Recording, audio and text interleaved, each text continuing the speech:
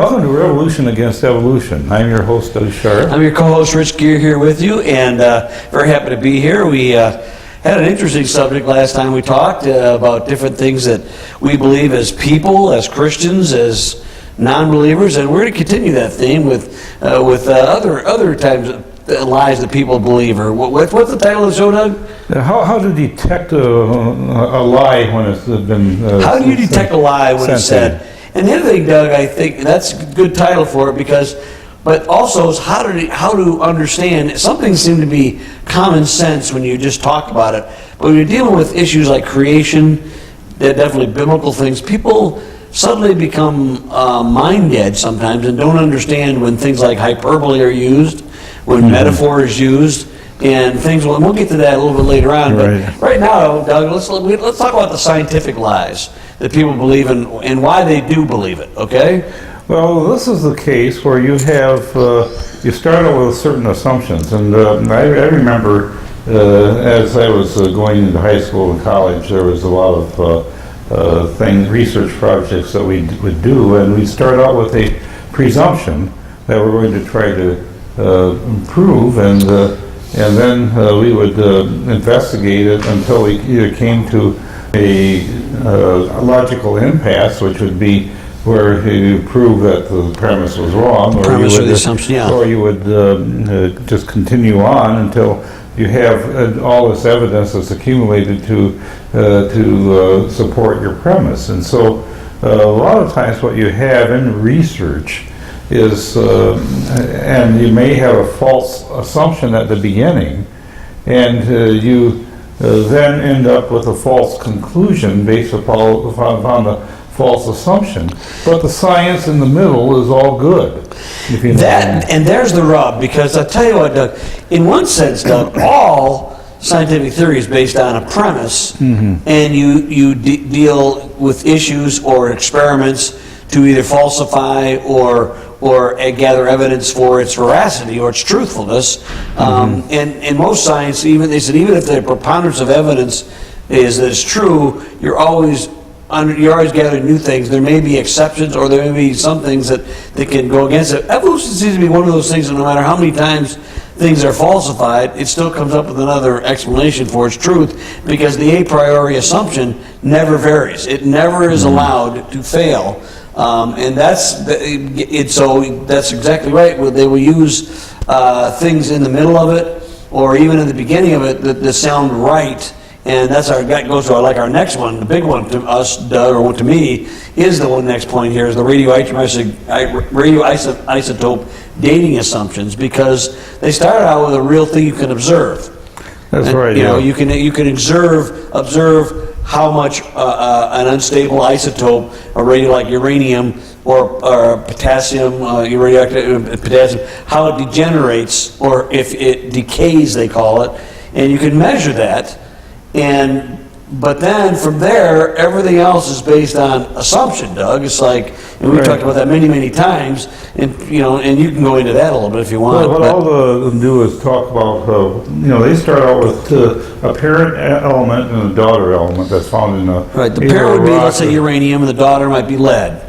Right. Okay, or you could have in that particular case, there's actually about 7 steps that there is, because there's lead I've heard, but then you got rubidium, strontium, and there's another one. I always get potassium that one. argon. Potassium argon, and then samarium neodymium. And that's the one I can never remember. But but there's several.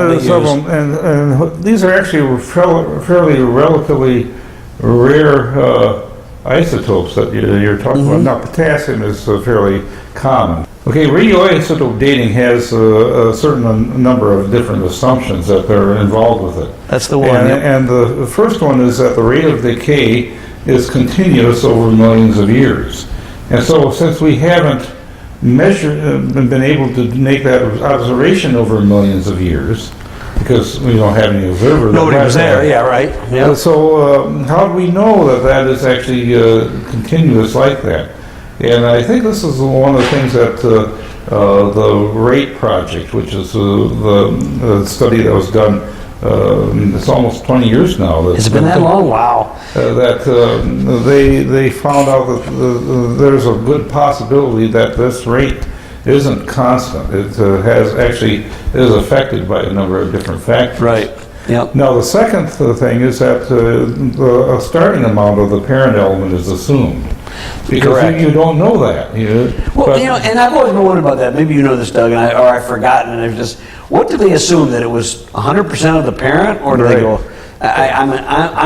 that's what I always thought, but I mean. So you're measuring the ratio of two elements that's found in the rock in the present. Right. And you're deducing from that what actually might have happened over the millions of years that had happened.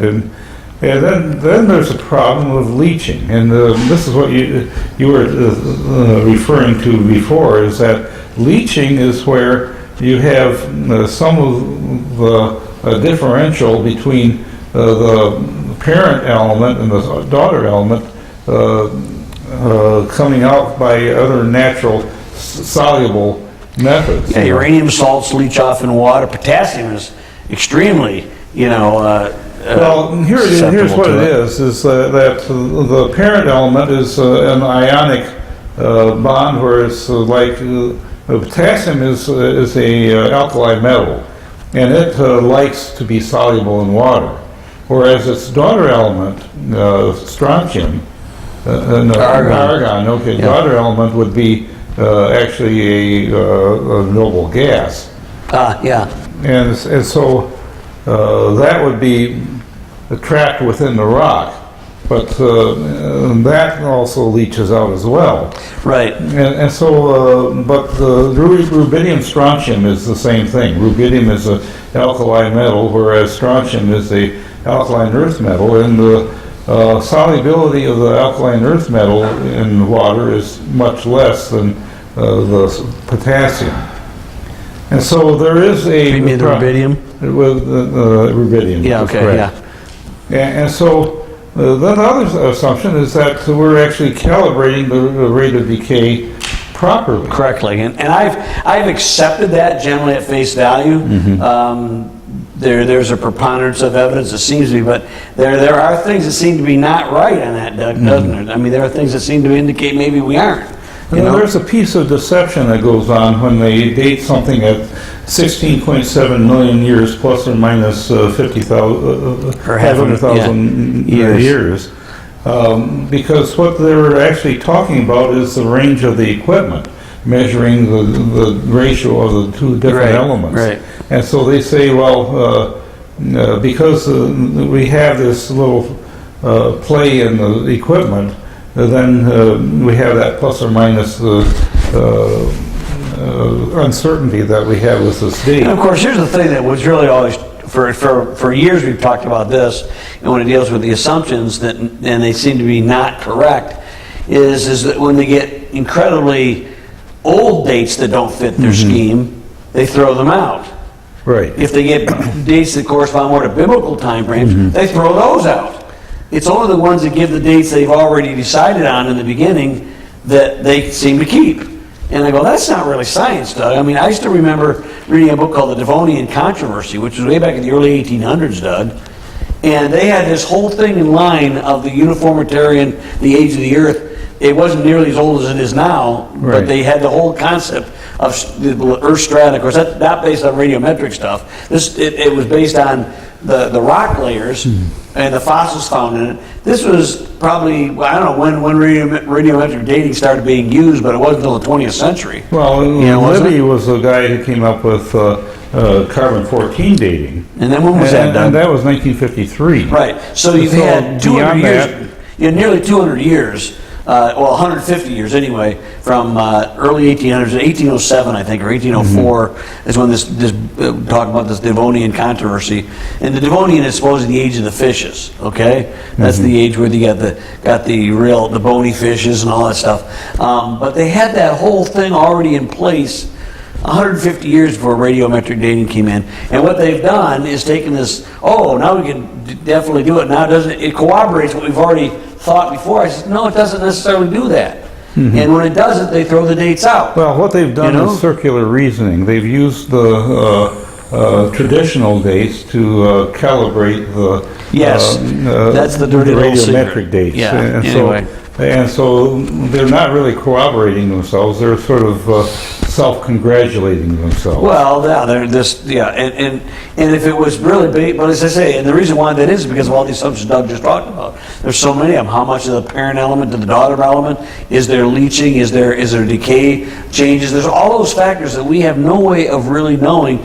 But there's the other thing, Doug, is things we've actually tested with potassium argon and other dating methods from observable phenomena like volcanoes that have erupted in the recent past. Right. And uniformly they give old dates. I still remember this one, I can't remember the name of the cave, the volcanic, you might remember, something with an N, you know, Nigon, I don't know what it is.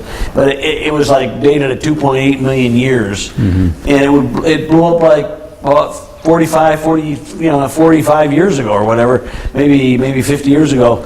And I'm going, wait a minute, how do you get 2.8 million years of something that just formed like 50 years ago? And there's several things like Yeah, this. something like a Ngangarago or Yeah, something weird like that. I can't think of the name, Yeah. but I should have done my homework beforehand. I didn't. We're not going to dwell on this the for one that that long. comes to mind that we visited is Sunset Crater. But Sunset Crater, yeah, that's And that yeah. one's within the memories of the Hopi Indians. Yes. About 800 years ago. But, and we know, they had dated that before they found out the Hopi Indian story about it. Yeah. Yeah. And this is the thing. Well, they Hopi Indians, or the Navajo, I think. I can't. Who has the story about how the Grand Canyon was formed? Right, yeah. So that, the arrogance of the this is where the arrogance of the white man does come across, and I understand why the natives get a little bit testy because they think that they're ignorant, and they go, "Oh no, we saw this stuff." So anyway, but those are some of the stuff. So what are some of the, Doug, we're coming, okay, we'll try another philosophical lies, Doug. You want to talk about those? Yeah, let's talk about a little bit of a different tact here. Okay, it's sort of a little one, okay? And these are little things that you get sort of stick in your ear, and it's cast out on your conclusions. And the first one is like, how could all those scientists be wrong? Yeah, consensus opinion, And the next one is they'll say you're not a scientist unless you accept evolution, because evolution is a fact. Yep. And then they would say, well, because there was so much suffering in this world, God must be evil if he actually exists. Yep. And God doesn't give me what I pray for. He must not exist. Then the other one is liar, liar, pants on fire. They The call us Cretians are liars. liars. Yeah, and the other thing that's interesting is Cretians would give, and we do, there are some evolutionary missteps that are, they went out, they had an a priori assumption, which we do as well, which is fair, and they make a conclusion, and if they come up and they acknowledge what they do, you say, okay, well, you made a mistake. Right. They'll never give us that benefit because we make mistakes. We're humans. We make mistakes, and theories in creation circles have changed over the years. We're not monolithic, but it is. That's what gives the lie to the idea that evolution is merely a scientific theory when they stick to it like a religious theory. Okay. Right. We believe we have a book that tells us how things happen. And of course, they believe they have a book that tells, well, maybe the origin of the species or some of the other, or maybe principles of geology or 100 other books they might be going on to, dealing with issues of the past. But we claim to have a book that was written by the guy who was there when it happened, okay? Right. Evolutionists don't do that, but they still stick to it like a religious theory, Doug. Even when things are falsified, they will continue to hold on to the theory because, to be honest with you, Doug, I think if right now it's been propped up so many times, if they could find anything else other than evolution, they'd probably go to it. They'd abandon it in a New York minute. But you need something to make you an intellectually fulfilled atheist. And that's what's so heartbreaking, Doug, when you see creation people or Christian people subscribing to some of these things and falling for some of these lies and becoming intimidated because of that. I still remember taking some people, Doug, to a Richard Dawkins thing, and they were scared. I go, don't worry about it. And they've been taught, and they look at it and go, basically spent most of the lecture trying to tell you why an airplane wing was designed and a bird wing was not. You know what I mean? And I go, are you kidding me? I mean, that just looks nuts on the surface, and they have some convoluted reasoning. And of course, they had to self-congratulate, pat him on the back. We're in the smart boy club because we know that we know that airplane wings just evolved by chance, okay, and and based on principles of natural selection and mutation, yada yada. But the fact of the matter is, the bird wing is infinitely more complex than an airplane wing. It certainly is. Yeah. You know what I'm saying? And the DNA is infinitely more complex than any piece of artwork that I might come up with, any computer construct that we can come up. And so that's quite a stretch. But I want to sort of peel back the onion a little bit and Peel back, by all means. talk about how to actually recognize when you're being lied to. And All right. and it's usually in my mind it's considered a source, and it would be there's a spiritual gift called discernment, where you are able to actually figure out. The second world has a sort of a different word for it. They call it the BS detector. That's right. But there is a. But I think humanity, even those who don't really know the Lord, have some of these abilities. It's not, but the spiritual gift is something even more on there. But what amazes me, Doug, is that, and Jesus said it very well, the children of the kingdom are not as aware as the people of the world sometimes of what things are used, and it's amazing how they get sucked. Doug, I've been amazed how many theological or religion professors at, like, say, colleges like Hope or Calvin subscribe to old lies that have long, even by evolutionists, have been abandoned, right, yeah. and they'll hold on to them like they're true. And it's amazing how, and this is not really about science, but in the scriptures themselves, they'll subscribe to the idea of the first 5 books of Moses were not written by Moses, because they were subscribing to higher criticism. And why? Because they had an a priori assumption. Originally, when the theory came up, the JEPD theory is what it's called: Jehovah, Elohim, priestly documents, and the Deuteronomical document. That's where the JE or EJPD, however they want to say it. But it's all, these are the different sources, because they didn't believe writing existed in the time of Moses. Now that premise has long since been abandoned. We found the Code of Hammurabi and archaeological, the Ebla tablets and yada yada. Egyptian writing is... It's all based on evolutionary lies. It's all based on evolutionary thinking, although as if writing hadn't been invented. So therefore we have to... Now we believe Adam was pretty... technologically, intelligently. I think writing existed at the time of Adam. I still think the total death theory is a viable option. Exactly. Yeah. And it really it was based on written records that went back to really Adam. Right. Okay, and so that's kind of neat. But that's another. Those are theories that we accept that might be there. But writing goes back very, very early. But to hold on to that kind of stuff is amazing how willingly the people of the kingdom are willing to be duped. And it's sort of like you open yourself up to this little imp who's going to now control your thinking from now on by accepting this one little lie. And it wheels itself in there. And it's hard to kick that out when you're... and we've learned as creationists, you're in for a penny, in for a pound. People who try to accept long ages are generally trying to fit into the good boy club. Mm-hmm. You're the one that wants to be picked for the baseball team, even though your talents, in this case, your arguments, are not that good.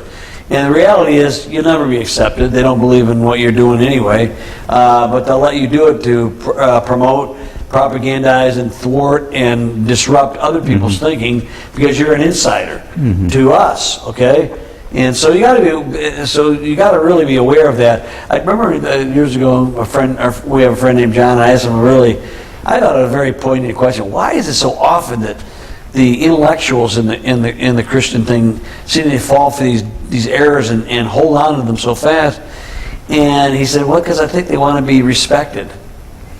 Mm-hmm. And that's the real problem when you have intellect. You fall for these lies because you're not in the good boy club unless you fall for the lie. Okay? It's peer pressure is what it is. It really is. And It's it's hard to- old-fashioned yeah. seventh grade peer pressure. Yep. To get along with the crowd and to toe the line and make sure that you get the A's on your test. And Well, it's tough, Doug, because Jesus said he was going to be despised. Who do we think we are? And yet, when you're sitting there with an intellect, and you know you're smarter than the average bear, and you're definitely smarter than most people out there, and that they're telling you you're not that's why the highest of the degrees back in the day used to be a THD, Doctor of right. Theology. That was the queen of the sciences, was theology. Well, of course, that's changed over the last couple hundred years, especially since evolutionary nonsense has creeped its way in. Now the PhD is the highest degree, is the most respected. That's merely a doctor of philosophy. Okay? That's right, That's yeah. really all it stands for. And so philosophy is higher than theology. Right, That, yeah. it's really amazing how this turned on its here. All right, Doug, so we have biological lies next coming up, don't we, Doug? yeah, and I think we talked about this last time, but We this was can a go very, over very quick quickly, meeting. yeah. Some of the things we might have missed. And so. we talked about the comparison of apes with humans, so there's some similarities with this, and so that the conclusion is that they must be related. Well, the one thing that always bothered me about that, Doug, is they would show you how far away Neanderthal, or try to, and modern human. So out there, the ape had they turned around and the same people talk about how similar apes and humans are, who are supposedly farther away than Neanderthals. I mean, which is it? Are they far away or close by? We've talked about that many times. The similarity between ape and And human. when you get right down to it, you have It isn't true. Australopithecines, which is extinct ape, Yep. and you have variations of humans. Yeah, that's what you have. But then you have the idea of homology, which means that the similarities between species shows common descent, and that's all dependent upon what you define as a biblical kind. And I was writing about this just recently. We think of it more as, rather than a common descent, we think about a common creator, a common right. designer. So, but there's hoaxes, feathered dinosaurs built down. These are things that trouble me, Doug. They never get called to task when they're exposed for what they are. Yeah, for about 5 minutes, and then they're forgotten till the next blunder that comes out. If a creationist ever makes a mistake, holy moly, you never live it down forever, And I'm not going to say, it's unfair. It is unfair, but when you're the dominant paradigm, you can get away with murder, literally. The one that really bothers me is this idea that they've gone down in the deep part of the ocean and they see these volcanic vents bubbling up, and they find anaerobic bacteria down there, and they call this, this shows that the life is actually forming here. Well, the chemistry we've shown on this show many times doesn't work, and especially down in those depths. And and what it's doing is this causing an illusion that causes people to think that you actually have some sort of evolution taking place, when the chemists know better. They know better. And that's what makes it a lie. If you don't know better and you have a theory and you see something, but when you know better and promote it still, it's like that one time when Eugenie Scott was on, I remember Larry King years and years ago, talking about carbon-14, and they were talking about millions of years, and I go, come on. You know better. If you want to use because people are not as familiar with the other dating methods, like everybody knows about carbon-14, which has really become creationist friend. We've talked about that many times. But, all right, Doug, you want to talk about hyperliteralism? Yeah, I want to talk about this. Because we're running up on the end of our show. It's just kind of exciting. A lot of cool stuff to talk about. Well, this is something I sort of hate to mention at all, because I thought this wasn't really a problem, but in the past year, the idea that the Earth is flat is actually popping up on these message boards on Facebook, and I can't believe that we're actually having some people trying to argue for this from a biblical point of view. Oh boy! And there's certain things that we have to do when we look at the Bible. We don't look at the Bible like Amelia Bedelia, where she says, well, you're supposed to stamp the envelopes, so she stamps on the envelopes. Yeah, like, yeah, okay, yeah. And so what you need to do is take the Bible in a straightforward manner. And it uses forms of expression that we do in modern English, Doug. It uses metaphor. Right. It uses simile. It uses hyperbole. And it's not that hard to figure out what is what if you want to have even a reasonable or a modicum amount of common sense. I mean, when Paul says, oh, this statement is true, all Cretans are lazy slugs and liars, and I'm paraphrasing.